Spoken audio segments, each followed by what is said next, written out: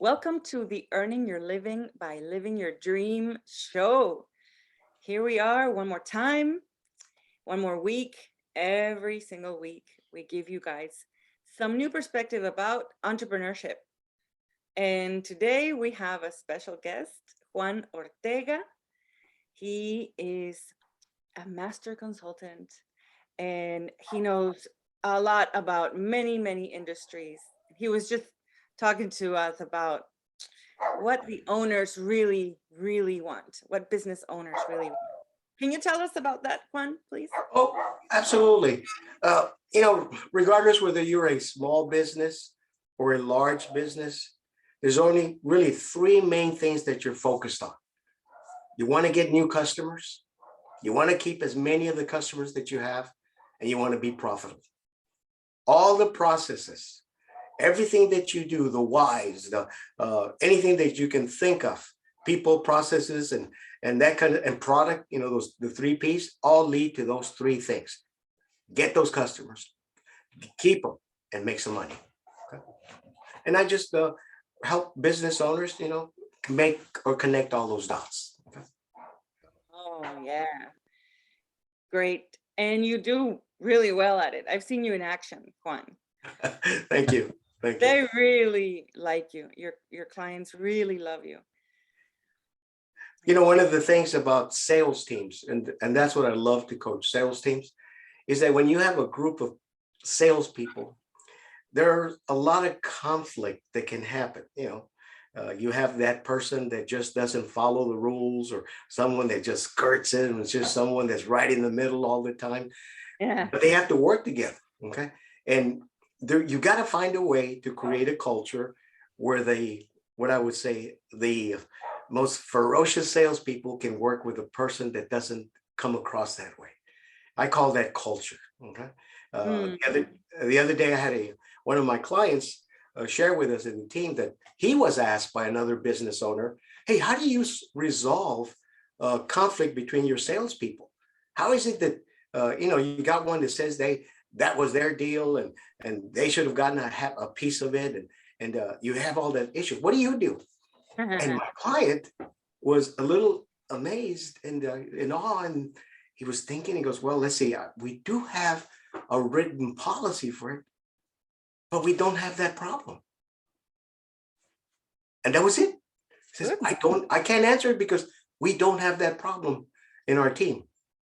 And my client realized that the effect that we've had on the team over the last couple of years has created that type of culture. That doesn't mean they're not selling. In fact, year after year, we continue to excel and get better and better and better. And we just finished a record-breaking year. And the first month of the year, we already doubled last month's year to date. So, nice. Productivity it's got to be first. So you got to get new customers, you got to keep them, and of course you got to make money. Okay? You light up on productivity and that teamwork that you were able to coordinate. Well, it takes cooperation from the owner, and of course you got the people that are working there have to buy into it, that there is a better way of working with other team members. Okay? Yeah. I mean, I love a lot of the stuff that Simon Sinek puts out, and the trust level is, and when he talks about trust and productivity, he's got a chart that's just amazing. And we always talk about that.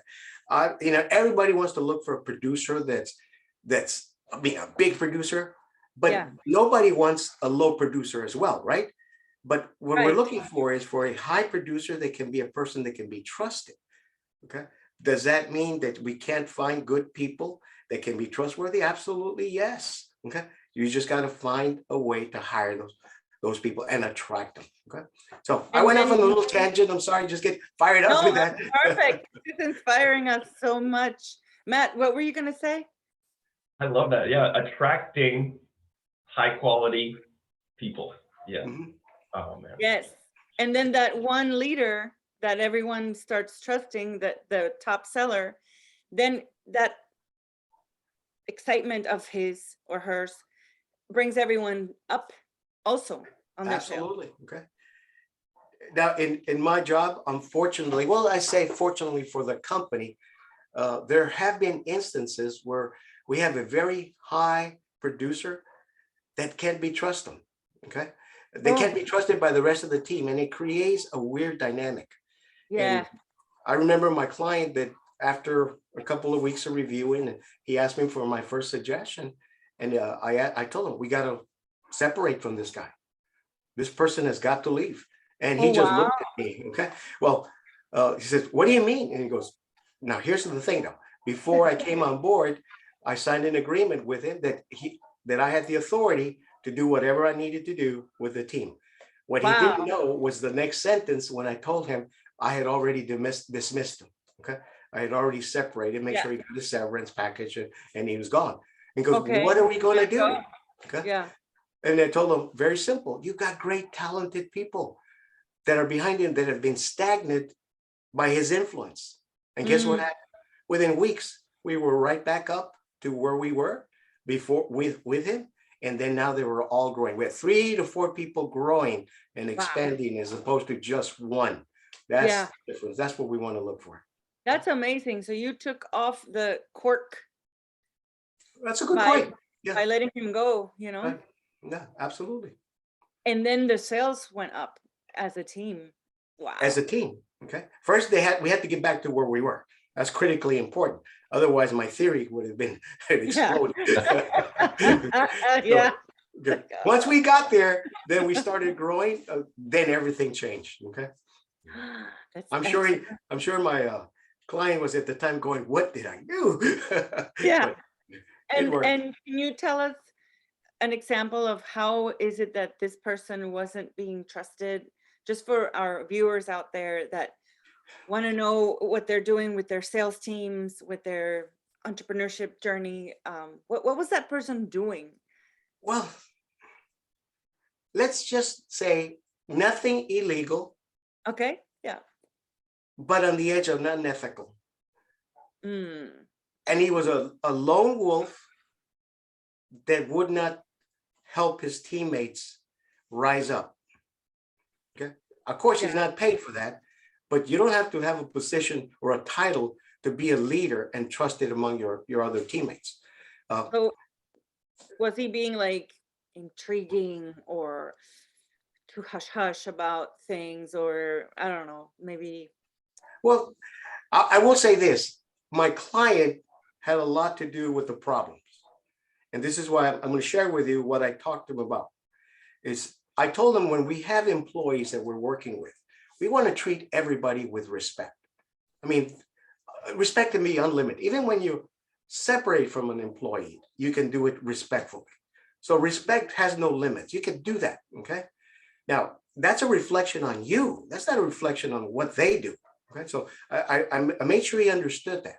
Now, you cannot trust an employee. Okay. And I'm talking about actual trust unless that employee shows competency and character.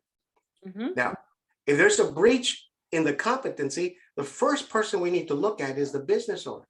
Have you committed the time and the resources to coach that person and given them the proper training to where they can be competent? Now, there are some folks that just don't have it in them. That's a whole Yeah. different story. Okay. Yeah. Now, Yeah. now the character, okay, the character is a little different. Okay. You Mm. can't teach character, but you can influence the behaviors that reflect good character. Okay. I Okay. told them that if a client, if one of their employees can offer those two things, competency and character, then you can be generous with that person. Then, and generosity to a lot of employees looks like a promotion, looks like a bonus, looks like a title. Okay. Now, You light up when on a you, bonus. yeah, You when you light up on promote, a yeah, bonus. yeah, a bonus too. When you promote people that are not trusted by their fellow employees, you start a bad flow of stuff. Okay. When Mm. you encourage bad behavior and everybody knows that this person, let me say this, is on the skirt of doing things that are just not right, illegal, Yeah. but they're getting all the awards and they're getting all the attention. Attention. Nobody wants to be around that kind of person. And even worse, they just don't produce at their Yeah. best. Okay. That's right. Because then everyone else says, what, I got to do that to receive that award and that attention? No. Yeah. And that is so good that you were able to observe this, separate him, get everybody up to par. Ah, excellent. Excellent. Bruce, we've seen some of these things in corporations. As you were Yeah. talking, Juan, I remembered some things where I used to work at Dell. I mean, oh boy, so many things, but Michael Dell knows. He knows. I'll Yeah, tell I him find- these days. Right. What Well, what about I you? find what Juan said with about when you see that one person who's kind of holding everyone back, the biggest thing with companies like Juan can attest to is that they're afraid to get rid of the biggest producer because they feel they won't make the profit. So what you did, Juan, was amazing that you saw it and you took the action, and you didn't do it in a way that made anyone look bad. You just opened it up so the others now have an opportunity to flourish, which, I always remember the saying from one of these movies I watched where they said that the good of the many outweigh the good of the few, and that's I loved how you did that, and so the whole that story that you told us how you took care of that, and how in the end it flourished even more because now you had multiple flourishing people. You weren't Exactly. dependent on one person. So if one person moved out because now they were excited and wanted to move on, you still had a team of people who also could produce at that level. Absolutely. Okay. This is Uh, I had posted something on LinkedIn the other day, and I was talking to the C-level of how people under them that actually manage their people and what to look for in a team that's being stagnant. It says, why don't you, walk around, and that's the term used, like where you can get involved with the people that are on the front lines and listen to what questions they ask to their bosses, to their boss, their immediate supervisor. You'll notice some traits when I know things are wrong. People stay silent. Okay. When you ask them a question, nobody has a question. Now, there's a reason for that silence. Either they were told, don't say anything that's going to embarrass me. Okay. Or they already know that if you say something that should be fixed, you're going to get reprimanded. And no one's done anything about that middle leader. Okay. Well, I've been able to call out those middle leaders and show them that there's a better way of managing, that there's a better way of doing this. Fairness is key. You don't reward bad behavior and expect everyone else to do things the right way. right. Yeah. So there's a lot of ways to find out what mid-management is doing to kind of like cap the productivity of teams, And especially Juan, sales teams. yeah, and you've been in many industries. You've seen you worked at the Better Business Bureau, Yes. and you also saw so many different industries. Can you tell us more or less the variety that you Well, got to see? I've talked to small, one-man shops, mom and pop shops, everywhere from contractors, subcontractors. I've spoken to law firms, engineer firms, and even large corporations, Reliant Energy, just a lot of different companies. I say Reliant now, they're a different name. I can say that now. But I've had the privilege of talking to leadership in large companies. And I remember one hockey team that I spoke to in Tennessee, and I was meeting with top brass, and they were trying to, the salesperson that I went with was trying to bring him on board to support the organization. And she was using her processes and trying to come across, and I looked at their faces and they were just not connected. So I said, may I say something? He goes, I said, and I spoke out and I said, look, you guys are not interested in what we do. What you're really interested is what we can do to help you get more seats or more people to be discussing. And let me show you how we can do that. So being able to see your audience and understand what they're really looking for is very, very helpful as well. But this is why I made it really simple.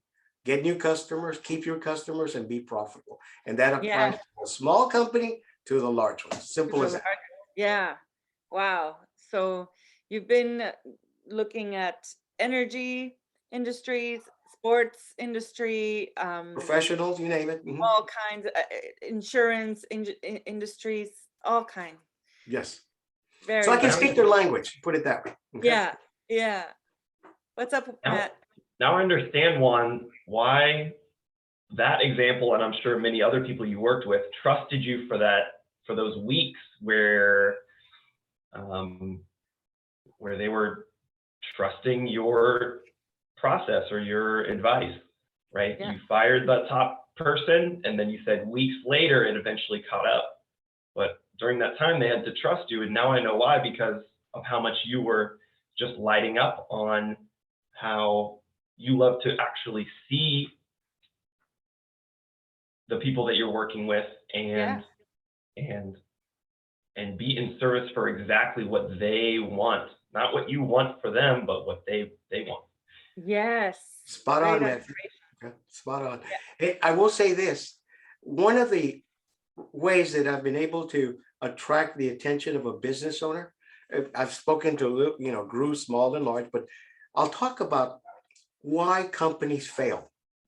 Mm. But I focus on one small area, and that's the trust. When a business owner does not trust people, he micromanages everything.